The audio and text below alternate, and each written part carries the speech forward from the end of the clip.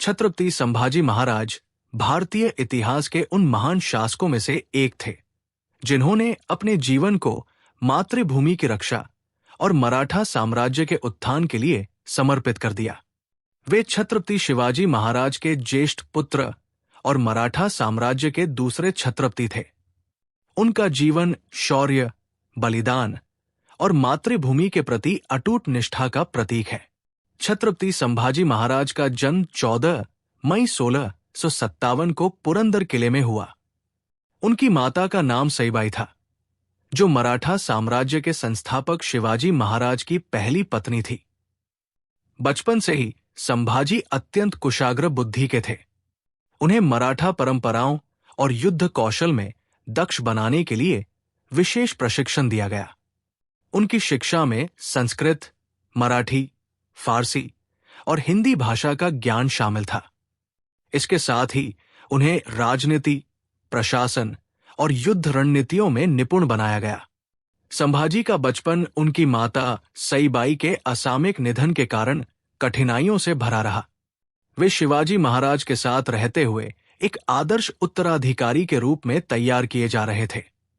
संभाजी महाराज ने अपने पिता शिवाजी महाराज के साथ कई महत्वपूर्ण युद्धों में हिस्सा लिया। मात्र 16 वर्ष की आयु में उन्होंने स्वतंत्र रूप से कई अभियानों का नेतृत्व किया। उनके साहस और युद्ध कौशल ने उन्हें मराठा सेना में एक प्रमुख स्थान दिलाया। संभाजी ने अपने शासनकाल में न केवल मराठा साम्राज्य की सीमाओं को विस्तारित किया, बल्कि इसे एक सुदृढ़ शक्ति के रूप में स्थापित भी किया। 1680 में शिवाजी महाराज के निधन के बाद मराठा साम्राज्य में सत्ता संघर्ष की स्थिति उत्पन्न हो गई। संभाजी महाराज और उनके सौतेले भाई राजाराम के बीच सिंहासन के लिए विवाद हुआ। हालांकि संभाजी महाराज को उनके समर्थकों और सेना के उच्चाधिकारियों का समर्थन प्राप्त था।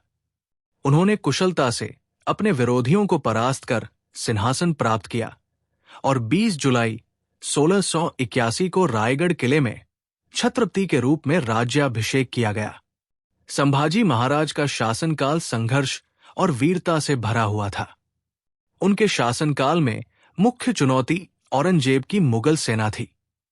औरंगजेब ने मराठा साम्राज्य को समाप्त करने के लिए अपनी विशाल सेना भेजी।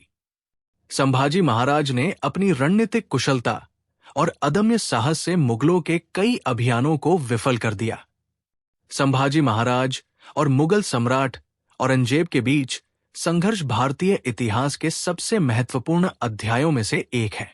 औरंगजेब ने मराठा साम्राज्य को नष्ट करने के लिए पूरे साम्राज्य की शक्ति का उपयोग किया।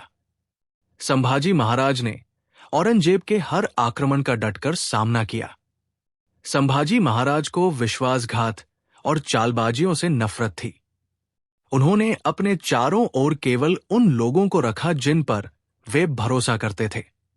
हालांकि कुछ लोगों ने निजी स्वार्थ और सत्ता की लालसा के कारण मुगलों से गुप्त समझौते किए, जो उनकी गिरफ्तारी का कारण बना। फरवरी 1689 में संभाजी महाराज और उनके विश्वासपात्र कवि कालश रायगढ़ किले से यात्रा कर रहे थे।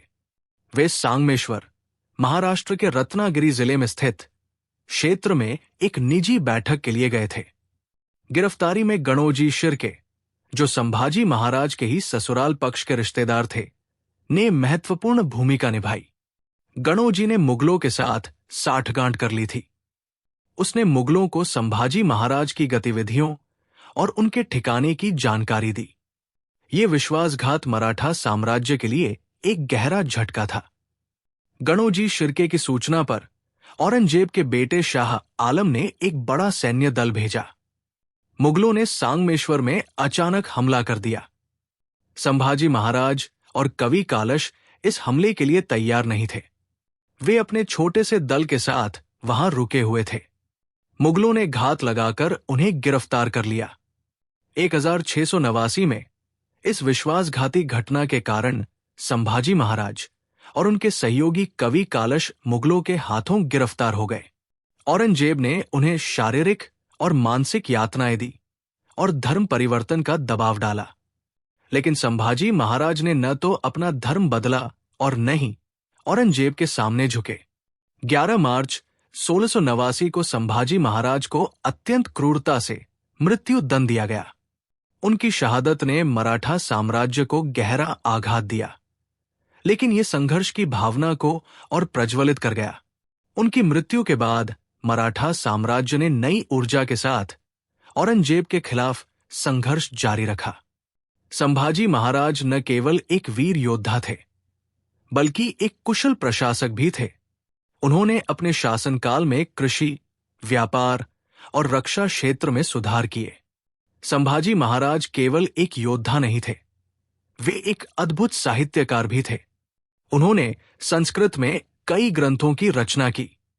उनके द्वारा रचित बुद्ध भूषण और 7 शास्त्र ग्रंथ उनकी विद्वता को दर्शाते हैं।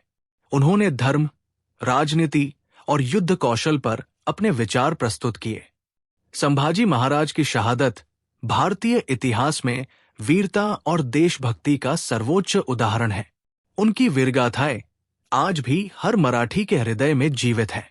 उन्होंने अपने जीवन के प्रत्येक क्षण को मातृभूमि की सेवा और मराठा साम्राज्य के उत्थान के लिए समर्पित किया। उनकी जीवन गाथा हमें ये सिखाती है कि सत्य, साहस और स्वाभिमान के लिए किसी भी बलिदान से पीछे नहीं हटना चाहिए।